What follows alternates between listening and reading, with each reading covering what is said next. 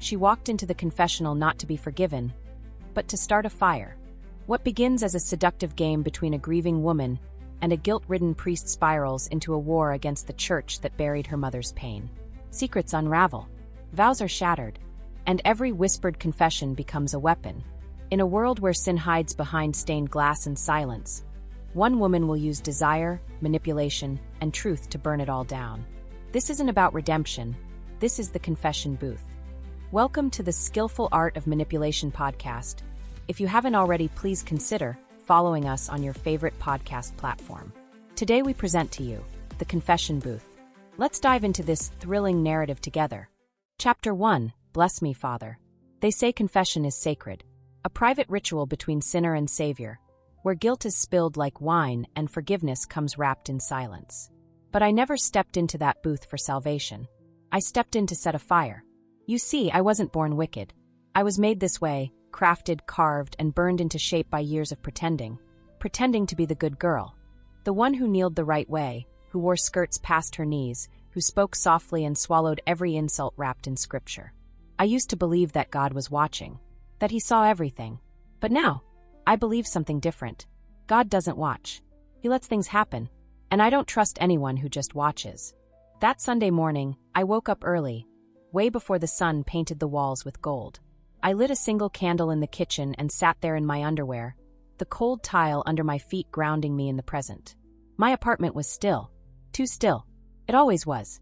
The silence only broke when the neighbors argued, or when I let my own voice echo off the walls during those lonely nights.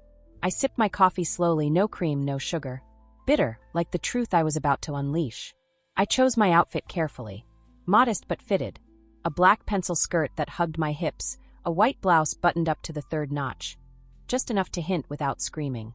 I tied my hair into a low bun, slid on my church heels, and dabbed my neck with a scent that could make even angels sin. I looked like a woman headed to Sunday service. But under that polished skin was a storm. I arrived at St. Augustine's just after 9 a.m. Mass didn't start for another 30 minutes, but I liked being early. I liked watching people. The self-righteous. The broken. The liars. The gossips. All of them stumbled in, dressed in fake humility, acting like the walls of this place made them holy. Newsflash, they didn't. You could drown a body in holy water, and it wouldn't cleanse what they kept hidden. I slid into my usual pew, third row from the front, far left. Close enough to watch the pulpit, but not center stage. That was important. Attention, but not suspicion. I crossed my legs slowly and placed the leather-bound Bible on my lap that I hadn't opened in 3 years. I smiled politely at Sister Mary, who always sat one pew back and to the right, judging me with that crooked little cross pin on her shoulder. "Good morning, child," she said, her voice wrapped in vinegar. "God bless you, sister," I replied sweetly like sugar-laced poison.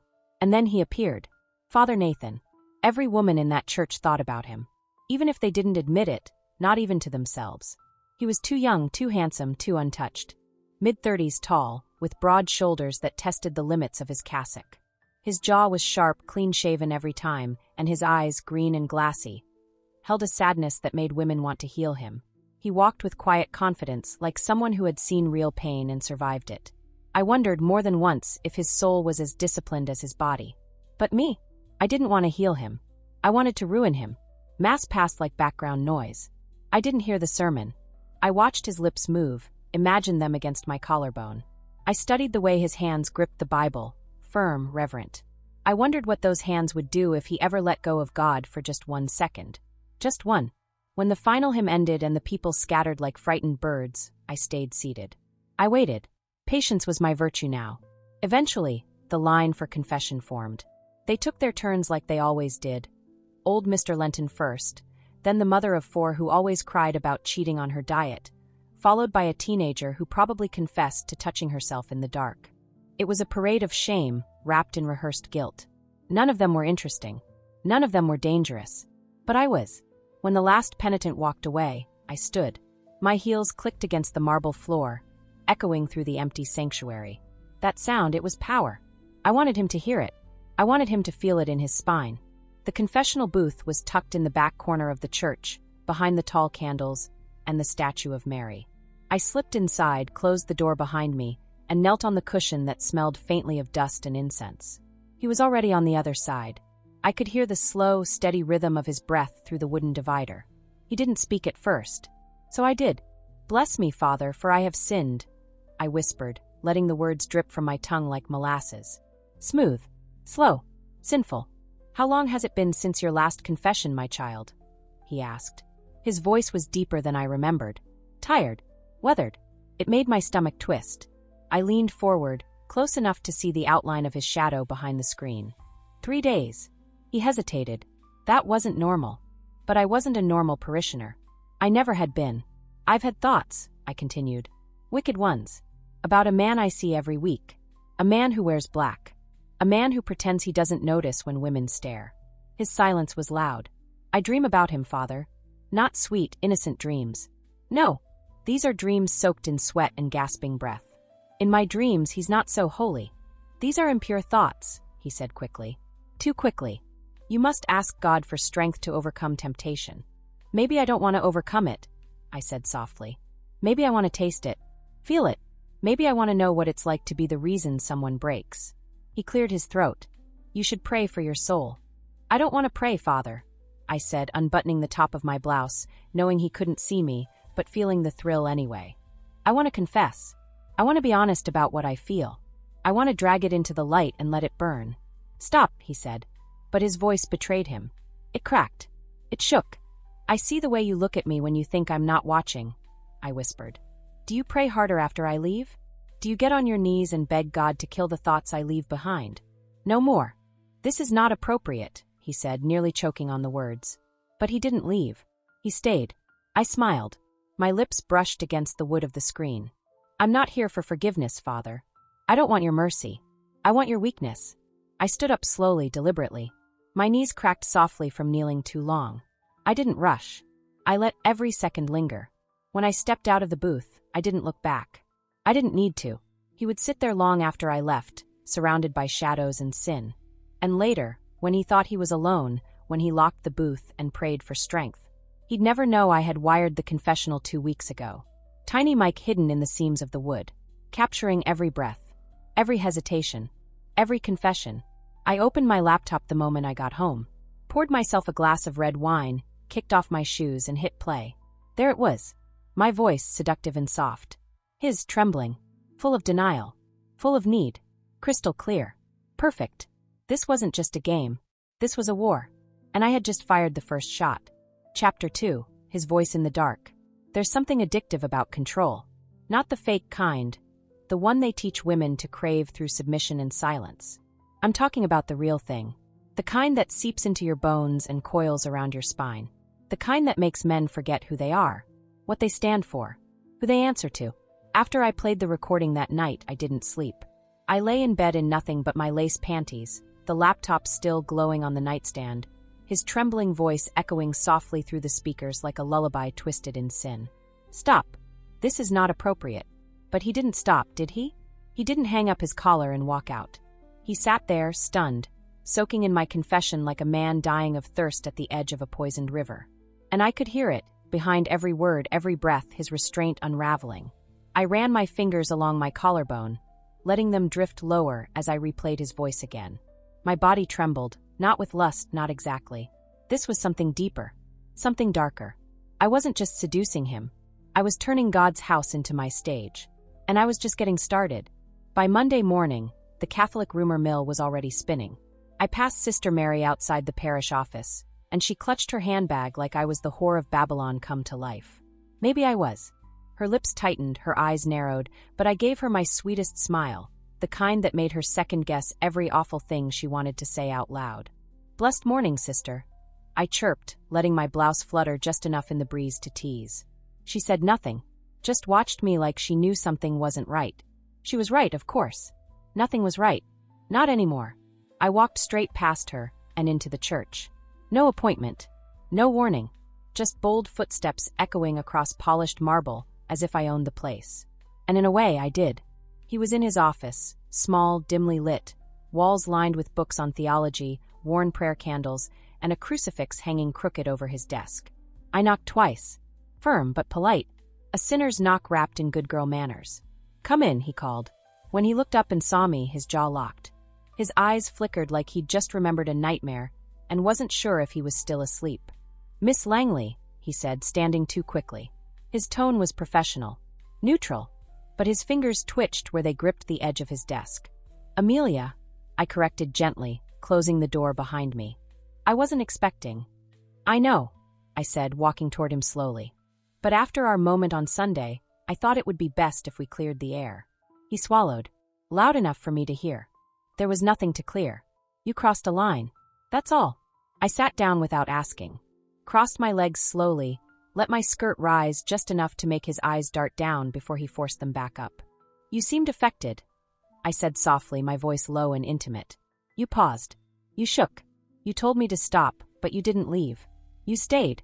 "I stayed because it's my duty to hear confessions, even when they're inappropriate."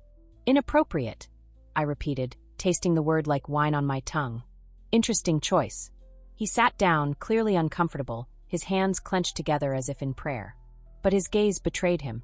He looked tired, haunted, like I had carved a crack down the center of his devotion, and he couldn't stop the light, or the darkness, from pouring in. "I'm not here to accuse you of anything," I said sweetly. "I'm here because I don't want to be misunderstood." He didn't respond, so I leaned forward, placing both elbows on his desk, my voice a whisper meant for just the two of us and whatever God he thought still watched. "I'm lonely, Father." His jaw tightened. "I come to this church every week because I need something. I need connection, warmth, and maybe that's a sin, but it's real. And you, of all people, should know that the line between faith and desire isn't always clean." He looked at me, really looked this time, like he was trying to see the broken parts behind the seduction. And maybe I let him, just a little, but I wasn't there to be healed. I was there to bleed him dry. "You're playing a dangerous game," he said, voice low. "I know," I replied. "But you haven't walked away." He didn't deny it. I stood up slowly, letting the silence stretch between us like a thin thread ready to snap. I moved to the door, then paused. Turned around. "One more strike. I'll be here Wednesday night. Early. Before choir practice. I'd like to speak again. Privately. In the booth." He said nothing, but his silence screamed. I left without waiting for a response. Wednesday night I arrived early. The church was empty except for a few candles flickering near the altar. I wore a dark red dress this time. Still respectful, still knee-length, but with sleeves just sheer enough to make the dim candlelight flirt with my skin. My heels echoed in the quiet like warning bells. I slipped into the booth before he even arrived. I waited in the dark, surrounded by old wood, the scent of incense thick in my nostrils. My heart beat like a drum. Not from nerves, from excitement. He entered minutes later. I knew it was him by the way the air shifted. He sat down, closed the screen. No greeting. So I spoke. "Bless me, Father, for I have sinned." Silence. "It's been 2 days since my last confession." His voice, when it came, was tired. "Warren, you said you needed to talk." I smiled. "I do." He waited. "I want to tell you about my past," I began slowly. "About why I come here. Why I sit alone every Sunday and stare at you like I'm starving. I don't need to know You do," I cut in. "Because I see the way you look at me. You try to hide it, but your eyes speak louder than your prayers." He didn't argue. "I was 19 when I lost everything that mattered," I said. "My mother, my innocence, my faith, all in the same week." I paused. "She was raped, Father, by a man from the church, a man who led Bible study, a man they protected." Silence. I was told to forgive, to pray, to move on, but no one listened. Not even you people. He exhaled sharply. The air between us cracked. So I decided that if God wasn't going to deliver justice, I would. "Amelia." His voice was laced with something I couldn't place. Fear? Pity? Regret? I didn't care. I see what this place really is. What you all hide. I've watched. I've listened. And now, I'm recording. His breath caught. "I didn't come to confess," I whispered.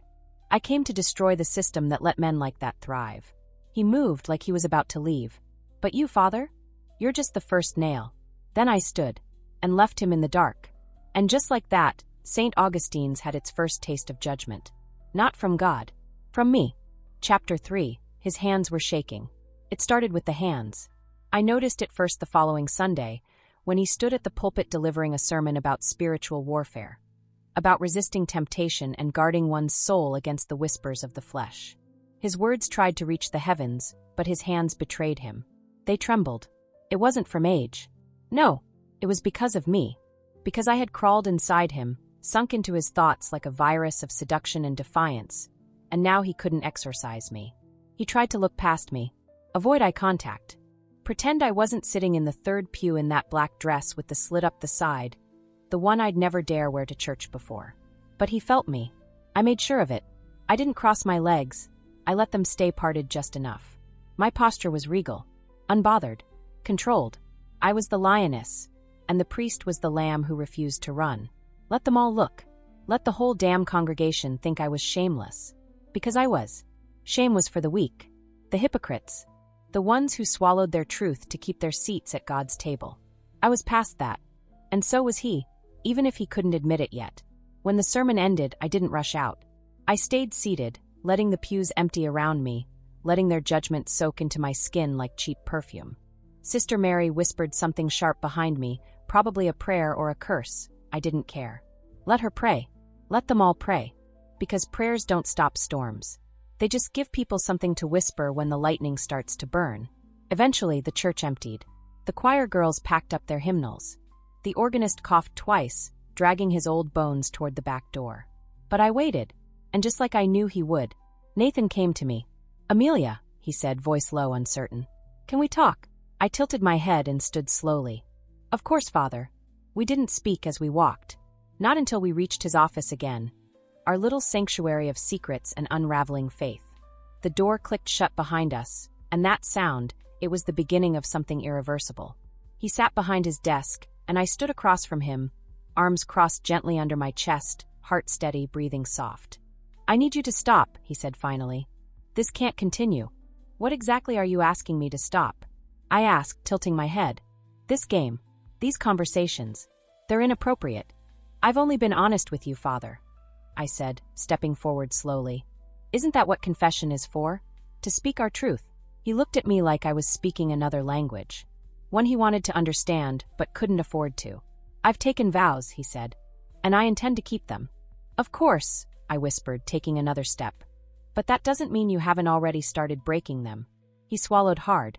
"That's not true. You stayed. Every time. You listened. You didn't report me to the bishop. You didn't call me unwell. You listened. Because something in you wanted to hear it." "You're twisting this," he said, but it came out flat. I leaned forward, placing my palms on his desk. "Your hands shook this morning," I said softly. "When you held the communion chalice. When you spoke about the flesh. You were talking about me, weren't you?"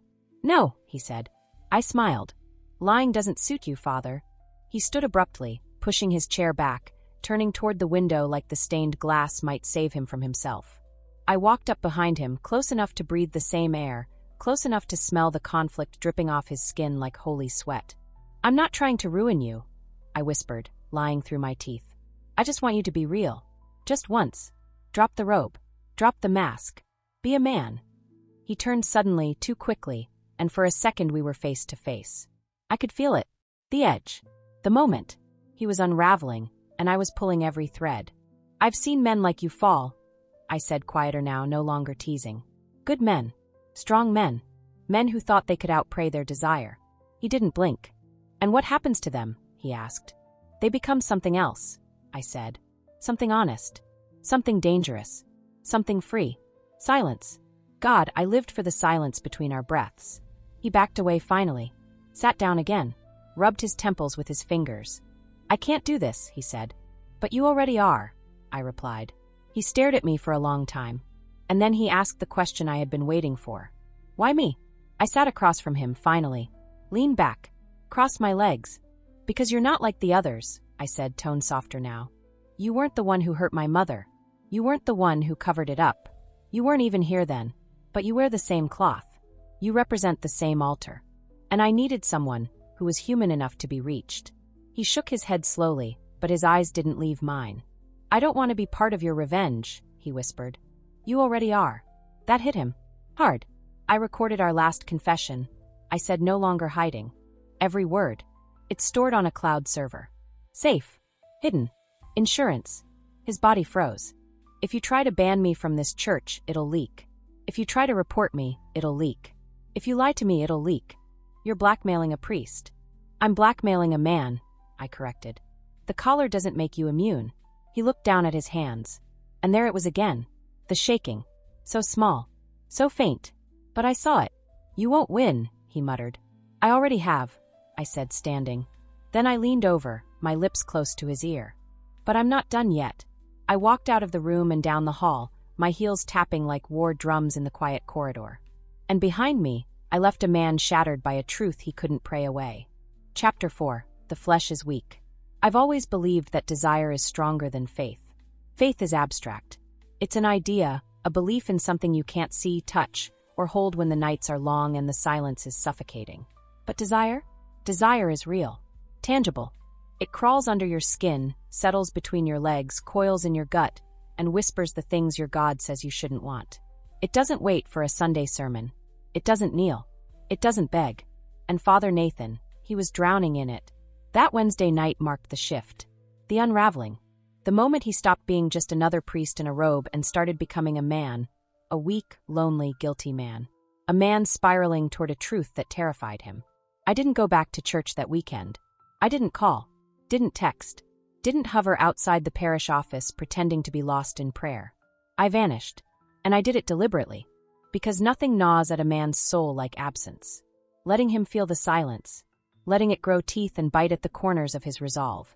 Letting him wonder where I'd gone. Whether I was planning something. Whether I'd spoken to anyone. Whether the recording, the one he now knew existed, was suddenly in someone else's hands. Let him stew in it. Let it rot him from the inside out. And it worked. By Monday morning, I had 6 missed calls from an unknown number. I listened to the voicemail he finally left on the 6th try. Amelia, this is Nathan. I mean Father Nathan. Please call me. We need to talk. Privately. Soon. His voice was taut. Dry. Frantic. Like someone gasping for air after nearly drowning in their own sins. I didn't call him back. Not immediately. I waited until Tuesday night, just after 9, when I knew he'd be finishing Vespers and the church would be empty. I texted him 2 words, meet me. No location. No explanation. But I knew he'd come. And he did. I chose the old rectory office at the back of the church. The one they stopped using years ago because of water damage and creaky floors. It was cold, dim, and reeked of mildew and dust. The perfect place to kill a man's spirit. When he stepped inside, he looked like hell. His collar was loose. His hair unkempt. His eyes sunken in like he hadn't slept since we last spoke. Which, judging by the bags under his eyes, was probably true. Where have you been? He asked, breathless. I stood by the window, staring out at the shadowy graveyard behind the church. I didn't answer him. Not yet. I wanted him uncomfortable. I wanted him to feel the imbalance of power settle like fog between us. I needed time to think, I finally said. You disappeared. You needed space, I shrugged. I gave it to you. His jaw clenched. This isn't a game. I turned to face him. Isn't it? No, he snapped. This is real. You're playing with fire. I am the fire. He flinched like I'd struck him. Good. You've made your point, he said, softening his voice. You're angry. You've been hurt. I understand that. But what you're doing now, it's not healing. It's destruction. Maybe destruction is my healing, I said coldly. I'm not your enemy, Amelia. Then stop acting like one. A heavy silence fell between us. He took a step forward, then stopped. His hands were shaking again. He hid them in his pockets like I wouldn't notice. But I did. I noticed everything about him now. I'm sorry for what happened to your mother, he said, his voice cracking with sincerity. I stared at him. She was raped, I said flatly. By a man who wore the same collar you do. His shoulders sank. She came to this church for help. She trusted your system. And they covered it up. Silenced her. Shamed her. Do you know what that does to a woman? He didn't answer. She started drinking to sleep. Taking pills to breathe. And one night she didn't wake up. His eyes shimmered. But I wasn't finished. And I've spent every day since wondering how many more women your precious church has buried in silence. He lowered his gaze. I didn't know. I wasn't here. But you are now, I said. And that makes you accountable. He swallowed hard. What do you want from me? I walked toward him slowly, each step deliberate. I want you to feel what she felt. The fear. The shame. The helplessness. I want you to see how fragile your faith really is when someone turns the spotlight on you. And if I do, he asked, his voice barely audible. If I break, then what? Then maybe you'll understand. We were inches apart now. I could smell the scent of old incense and sweat on his skin. His breath was shaky. His lips parted like he was about to say something else, but he didn't. Instead, he looked at me like I was both salvation and damnation. And then I kissed him. Soft. Slow. Like a confession. At first, he didn't move. Didn't breathe. But then, his hands gripped my waist. Tightly. Desperately. And he kissed me back. Harder. Hungrier. Like a man who had been starving for something he wasn't allowed to taste. I let it happen. Let him feel the fullness of what he'd been denying. Let him fall. Because that moment was more than lust. It was leverage. I pulled away slowly, leaving his lips wet and trembling. And then I whispered. I recorded that too. His face went white. You what? There's a camera in the vent, I said calmly, pointing toward the ceiling. High def. No audio needed. Your hands said enough. You set me up. No, I smiled. You set yourself up. I just gave you the space to do it. He stepped back, horrified. Betrayed. Lost. You don't know what you've done, he whispered. Oh, I know exactly what I've done. I walked toward the door. Paused. Looked over my shoulder. This isn't about revenge anymore, Father. It's about exposure. He collapsed into the old wooden chair behind him, eyes wide, breathing shallow. And I left him there in that cold, decaying room, surrounded by ghosts, guilt, and the ruins of his piety. I didn't look back, because the next move was his. And no matter what he chose, he'd already lost. Chapter 5. All sins are not equal. The next morning, I woke up with the taste of him still on my lips, bitter, conflicted, and laced with desperation. That kiss wasn't about love. It wasn't even about lust. It was about power. And now I had all of it. I lay in bed for hours, naked under the thin sheet, the morning light slicing across my skin like judgment. I didn't feel guilt. I felt electric. Every breath I took was sharp, charged with the aftermath of what I had done. What we had done. I had kissed a priest. He had kissed me back. I had recorded it. And now he was mine. But this was never just about blackmail. It was about control. About cracking the mask of holiness and watching the truth crawl out from underneath. Watching him bleed. I took my time that morning. Made myself breakfast for the first time in weeks. Eggs, bacon, toast, black coffee. I played soft jazz through my speakers and left the windows open so the neighbors could hear my laughter as I danced in the kitchen like a woman free of consequence. By the time I checked my phone, there were 4 new voicemails. All from him. I didn't listen to a single one. I already knew what they said. Apologies. Please. Maybe even threats disguised as spiritual warnings. None of it mattered. He had crossed the line, and there was no holy ground left to run to. That night, I went to the church again. Not for Massachusetts. Not for confession. For war. I wore black leather pants, a silk blouse that clung to my skin like sin, and red heels that clicked like a metronome of danger across the marble floor. The sanctuary was dimly lit. A few scattered candles flickered by the altar, their flames trembling as if they sensed my presence. I knew he'd be there. He always came back to the scene of the crime. I found him in the front pew, his head bowed, elbows on his knees, hands clasped together in a pose of forced repentance. His collar was gone, just a plain black shirt now. His hair was a mess. His eyes were hollow. Good. He didn't hear me approach. I stood beside him in the pew, letting the silence stretch until it choked the space between us. You look like you've been praying, I said softly. He looked up slowly, eyes red. I have.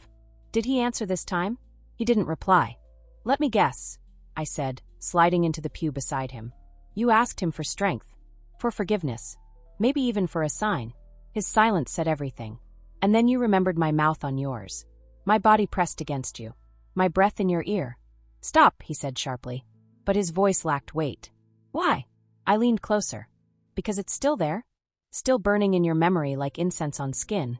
He looked at me, pain etched deep into every line on his face. I broke my vow. No, I said. You finally told the truth. He shook his head. You don't understand. I've given my life to this. My soul. My purpose.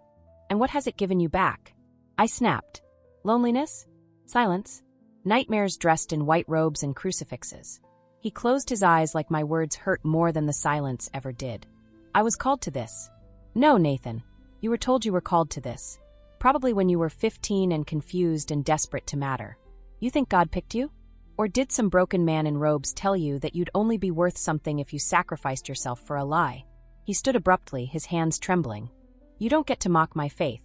"I'm not mocking it," I said, rising to face him. "I'm exposing it." He stepped back. "What do you want from me?" I smiled. "Everything." Later that night, I opened the video on my laptop. The one from the vent camera. High definition, just like I promised. There he was, hands on my waist, lips on mine, eyes closed, surrendering. I paused it at the perfect frame. His hands clenched around the fabric of my blouse. His body arched toward me. Vulnerable. Hungry. Human. I stared at it for a long time. And then I opened a blank email. I typed in the address of the diocese's communications director. No subject. Just the video. I hovered my cursor over send for a full minute. Not because I was hesitating, but because I wanted to feel the weight of it. The power. The judgment. I didn't click send. Not yet. Because I wasn't finished. This wasn't about destroying Nathan. It was about peeling the skin off the church, layer by hypocritical layer, until the rot underneath screamed for mercy. And I needed him to help me do it, whether he liked it or not. 2 days later, he showed up at my apartment. Unannounced. Desperate. I opened the door in a robe and nothing else, my skin still damp from the bath I'd taken moments before. Steam drifted out into the hallway as I met his eyes. "Are you insane?" he whispered, glancing over his shoulder. "What if someone saw me come here? Then maybe they'll finally realize you're human." "Amelia." I stepped aside and let him in without another word. He paced the floor of my living room, his hands in his hair, panic radiating off him like heat. I sat on the couch and crossed my legs. "Relax, Father. No one followed you." "I can't sleep," he said. "I can't breathe. I keep seeing that video in my head." "Then maybe you should watch the real thing," I said, pointing to my laptop on the coffee table. "You're insane." "No," I said. "I'm focused." He turned to face me, eyes bloodshot and wide. "Why are you doing this?" "Because this church destroyed my mother." "And now you want to destroy me?" "No," I said slowly. "I want to use you." He didn't speak. I stood up and walked toward him, slowly, deliberately, like a prayer turned into a weapon. "I have a list," I whispered. "Names. Dates. People still sitting in those pews with skeletons hidden beneath their rosaries. The man who raped my mother wasn't alone. There were others. Still are. And I'm going to burn them all." He stared at me like he was seeing something monstrous and holy at once. "And what do you need from me?" I stepped close, brushed my fingers against his collarbone. "Access. Records. Trust. Your silence." He was shaking again. "You're asking me to betray everything I've ever stood for." I smiled. "I'm asking you to finally stand for something." He didn't move, didn't speak, but he didn't leave either. And that was all the answer I needed. Chapter 6, The Judas Gospel. They say every betrayal starts with a kiss. But mine started with a confession. And by now, that single whisper in the booth had grown into a roaring fire, consuming everything, melting holy things into something unrecognizable. Father Nathan had crossed the line. Now he stood with me on the edge of the abyss. And I was holding his hand. He didn't show up the next day. Or the day after that. I wasn't surprised. He needed time.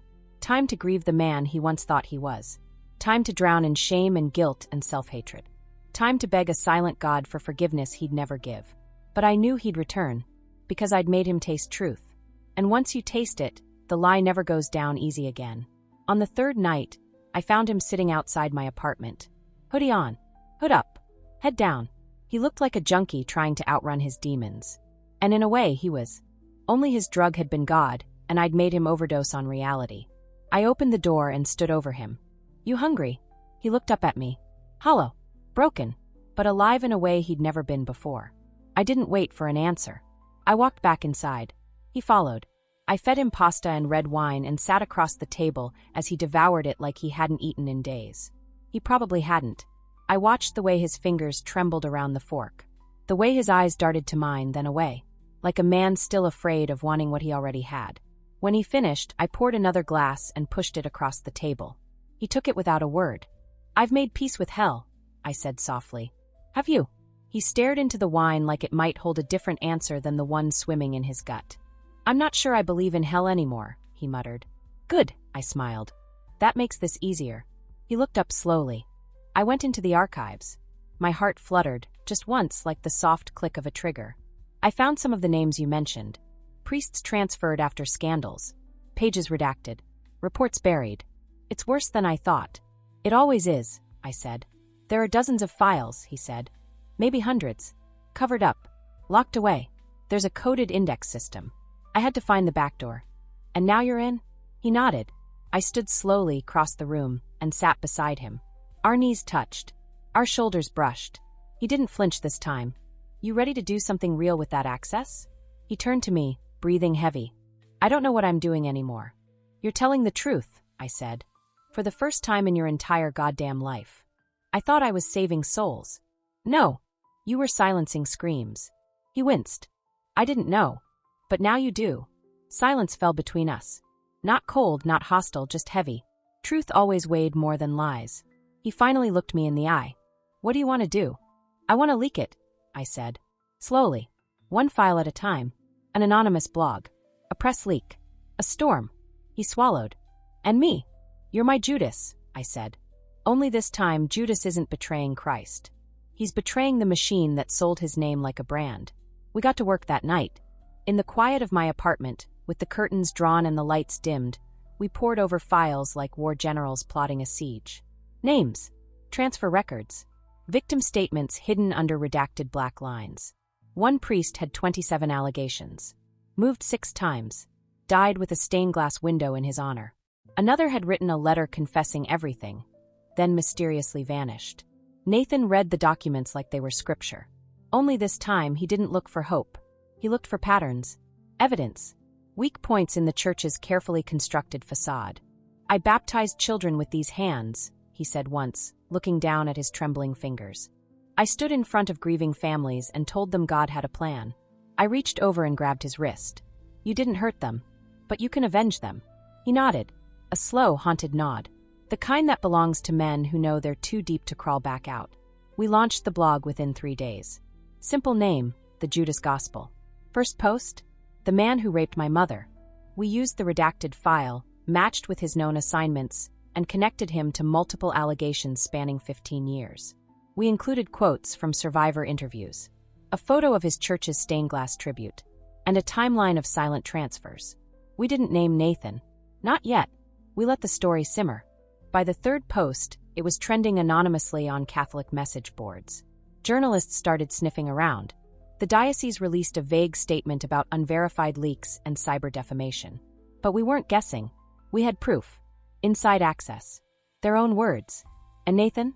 He kept showing up at my door. Not as a priest. Not as a man of God. But as a man with blood on his collar and truth in his fists. Each night he brought more files. And each night we got closer. Closer to the truth. Closer to each other.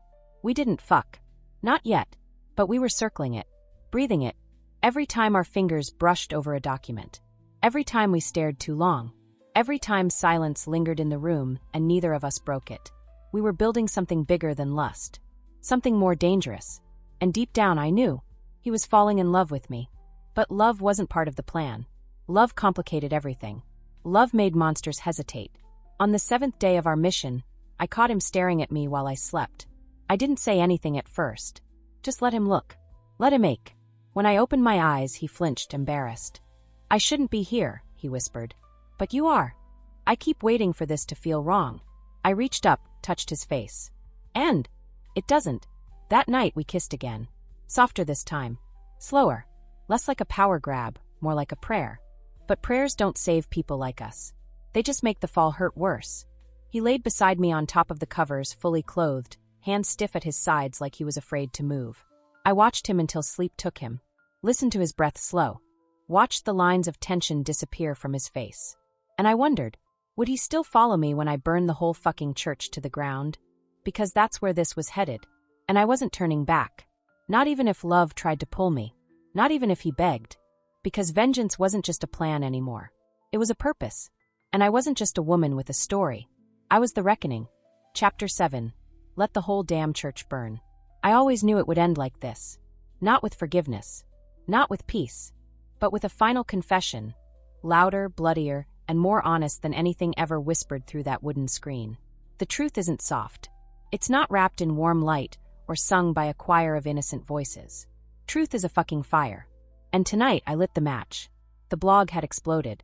3 weeks after our first post on the Judas Gospel, we had over 1 million views, a dozen priests under investigation, and whispers swirling through every corner of the diocese like rats scurrying from a flooded chapel. The church went into PR lockdown. They called it a cyber attack. Said we were liars, bitter, misguided, spreading confusion. But we didn't stop. Every night, Nathan brought more files. Every name we published came with documents. Photos, transfer logs, confessions buried by time and bureaucracy. And then the threats started. Emails, phone calls, letters shoved under my door. One even included a burned rosary and a single word, repent. I didn't blink, because I knew what came next. They'd try to crucify us, silence us, smear us until the whole world thought we were the ones poisoning the faith. But you can't kill someone who already made peace with hell. I'd been dead since the night my mother overdosed on sleeping pills and vomit, after a lifetime of being silenced by men in robes. This was resurrection. It was a Thursday when everything finally snapped. I woke up to Nathan pacing in my living room, one of the files clutched in his hands. His collar was gone. His priest clothes? Shoved in a duffel bag by the door. He wore jeans now, a plain black shirt, and his eyes, God, his eyes were shattered. I leaked it, he said. I sat up. What? I sent the final file to the press. The real one. The big one. My heart skipped. You mean? He nodded. Bishop Langston, the golden god of the archdiocese. The face of the church's purity campaign. The man who buried my mother's rape behind 6 different transfers and a $500,000 settlement he paid in silence money. They always said he was untouchable. Turns out no one is. What did you send? I asked. The victim testimonies. The internal memos. His handwritten statement of intent to transfer the predator instead of reporting him. I stared at Nathan like he was someone new.